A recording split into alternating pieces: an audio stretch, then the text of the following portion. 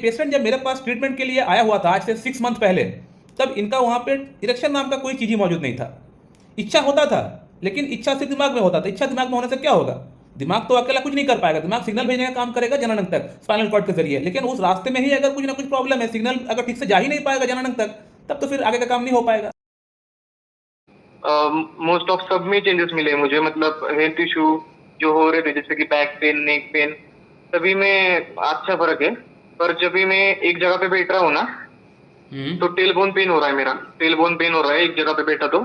और अगर कुछ मतलब स्टडी के लिए बैठा 2-3 घंटे एक जगह पे, तो बैक पूरी स्टिफ हो रही है। बस इतना ही इशू हो रहा है, तो बाकी के सिम्टम सब ठीक है। बाकी एडी में बहुत अच्छा रिजल्ट है।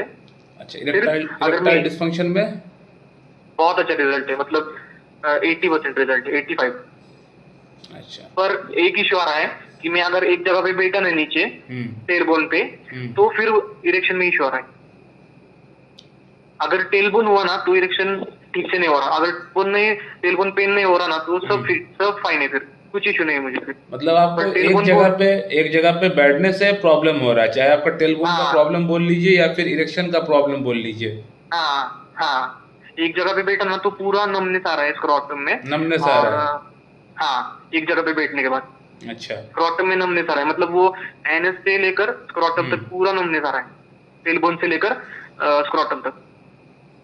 सिर्फ यही इशू आ रहा है। अगर मैं एक जगह पे बैठा नहीं, वॉकिंग करता रहा, नहीं तो कोई एक्सरसाइज करता रहा ना, तो ठीक लग रहा है मुझे। अच्छा, मतलब कोई भी प्रॉब्लम नहीं आ रहा। अच्छा। और पहले से बहुत टाइमिंग भी, मतलब जो मेंटेन नहीं रह पा रहा था, 5 सेकंड में गिर रहा था, वो अभी कंटिन्यू रहता है, मतलब कुछ इश्यू नहीं आ रहा उसमें। सिर्फ अगर मैं एक जगह पे बैठा ना तो 2 मिनट में ही गिर जाता है, आया तो भी। अच्छा, वो सिग्नल में इश्यू आ रहा है बैठने का। इतने डॉक्टर को मतलब पैसा मैंने खर्च किया है ना, मेरा एज भी अभी कम है बहुत, मैं जॉब भी नहीं करता था, फिर भी मैंने जितना हुआ मेरे से उतना खर्चा किया है। और आप यहाँ पे आके मतलब पूरा वर्थ है, मतलब जो ट्रीटमेंट मैंने लिया ना, उसका पूरा का पूरा फायदा हुआ। और आपकी ट्रीटमेंट भी बहुत अफोर्डेबल है, 0%। मतलब अभी तक मैं एक होम्योपैथी डॉक्टर का, मतलब पुणे में एक होम्योपैथी डॉक्टर है, बेस्ट होम्योपैथी डॉक्टर, 30 साल का 25 साल का एक्सपीरियंस है उनका।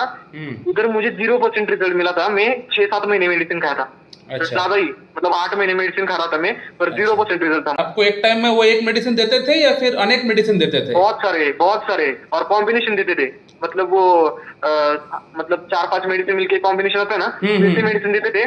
और खाने के लिए भी देते थे, गोलियां भी देते थे, ऐसे करते थे। लेकिन मैं तो आपको एक ही मेडिसिन दिया सुबह शाम लेने के एक ही लिए। मेडिसिन, और टाइम टू टाइम ले भी पा रहा हूँ मैं, उसकी वजह से आपने एक मेडिसिन दिया है तो।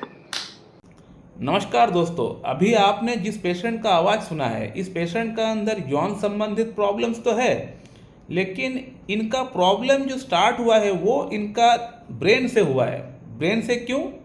क्योंकि अगर सेक्सुअली आपको अराउज फील होना है, अगर आपको एक्टिव होना है, तो ब्रेन से सिग्नल जाता है जननांग तक, तभी जाके इरेक्शन हो पाता है, आप अराउजल फील कर पाते हैं। और वो सिग्नल जो भेजते हैं ब्रेन, वो कहाँ से जाता है? वो स्पाइनल कॉर्ड के जरिए जाता है। T11 to L2, S2 to S4, ये जो पाथ है जिसको हम लोग बोलते हैं ऑटोनोमिक नर्व और सोमाटिक नर्व, ये अराउजल वाला पाथ होता है, इसके ज़रिए सिग्नल भेजता है ब्रेन।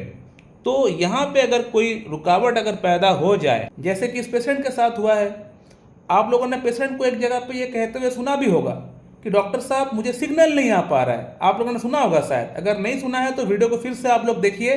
पेशेंट ने एक जगह पे ऐसा कहा है कि डॉक्टर साहब सिग्नल नहीं आ पा रहा है। तो इनको इस बात का अंदाज़ा इसलिए लग गया है क्योंकि वो इस बात को फील कर रहे हैं। अगर वो पॉलीथीन मार कर बैठते हैं या फिर चेयर में बैठते हैं जैसे मैं बैठा हूँ, तो उनका जो जननांग वाली एरिया है वहाँ पे वो नमनेस सी फील कर रहे हैं, पेशेंट ने बताया। इसके अलावा मेरा वीडियोस देखते हैं तो वीडियोस से भी इनको काफ़ी अच्छी खासी नॉलेज हो चुका है। तो पेशेंट ने तो मुझे क्लियरली बताया हुआ है कि डॉक्टर साहब मैं जब फ्लोर पे बैठता हूँ पॉलीथीन मार के, या फिर जब मैं चेयर में अगर इस प्रकार से बैठता हूँ, तो जो टेलबोन वाली जो एरिया है वहाँ पे नमनेस आना स्टार्ट हो जाता है। वो बाकियों को तो नहीं होता है, मुझे तो नहीं होता है, किसी और को तो नहीं होता है, इनको होता है। इसलिए होता है क्योंकि जो वहाँ पे नर्व आया हुआ है, जो स्पाइनल कॉर्ड के जरिए जो नर्व है, वहाँ पे कुछ ना कुछ प्रॉब्लम है। और इसीलिए ये पेशेंट जब मेरे पास ट्रीटमेंट के लिए आया हुआ था आज से 6 मंथ पहले, तब इनका वहाँ पे इरेक्शन नाम का कोई चीज़ ही मौजूद नहीं था। इच्छा होता था, लेकिन इच्छा सिर्फ दिमाग में होता था। इच्छा दिमाग में होने से क्या होगा? दिमाग तो अकेला कुछ नहीं कर पाएगा, दिमाग सिग्नल भेजने का काम करेगा जननांग तक स्पाइनल कॉर्ड के जरिए, लेकिन उस रास्ते में ही अगर कुछ ना कुछ प्रॉब्लम है, सिग्नल अगर ठीक से जा ही नहीं पाएगा जननांग तक, तब तो फिर आगे का काम नहीं हो पाएगा। इसके अलावा ये पेशेंट जब मेरे पास आए हुए थे ट्रीटमेंट के लिए, इनका बॉडी में ऐसा कोई जगह नहीं था जहाँ पे इनको पेन नहीं होता था। हर जगह पे पेन होता था। शोल्डर में पेन, नेक में पेन, पीठ में पेन, कमर में पेन, घुटने में पेन, हर जगह में पेन ही पेन था, जो कि अब पूरी तरह ठीक हो चुका है। सिर्फ एक जगह को छोड़कर, जो टेलबोन है उसको छोड़कर। टेलबोन में भी इंप्रूवमेंट हुआ है।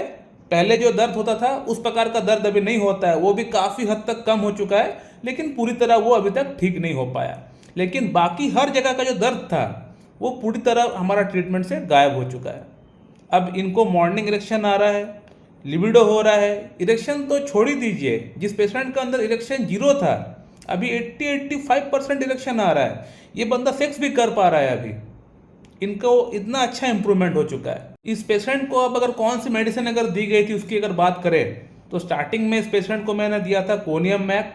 कोनियम मैक से इस पेशेंट का अंदर काफ़ी अच्छा इंप्रूवमेंट हो चुका था, लेकिन कोनियम मैक से इनका प्रॉब्लम पूरी तरह सॉर्ट आउट नहीं हो रहा था। उसके बाद मैंने पेशेंट को फिर से केस टेकिंग करके कॉस्टिकम दिया था। अब कॉस्टिकम से आगे का इम्प्रूवमेंट ऑलमोस्ट अब मानकर चल सकते हैं कि 80-90% इम्प्रूवमेंट हो चुका है। अब जो टेलबोन वाले जो एरिया है वहाँ पे अगर पेन पूरी तरह अगर कम हो जाएगा, जो नर्व वहाँ दबा हुआ है उसको अगर हम ठीक कर देंगे, तो ये प्रॉब्लम इनका पूरी तरह ठीक हो जाएगा। इनका केस अब पूरी तरह क्लोज हो जाएगा, जो कि मेरा उम्मीद है कि इस बार का मेडिसिन या फिर अगले बार का मेडिसिन से ये इनका प्रॉब्लम पूरी तरह सॉर्ट आउट हो जाएगा। इस पेशेंट का अंदर यूरिक एसिड की प्रॉब्लम भी थोड़ी बहुत है, जिसके लिए पेशेंट को मैंने एक मदर टिंचर पेलिएटिव ड्रग इनको ऐड कराया है, और उम्मीद करता हूँ कॉस्टिकम जो मेडिसिन है ये यूरिक एसिड की लेवल को भी कम करेगी।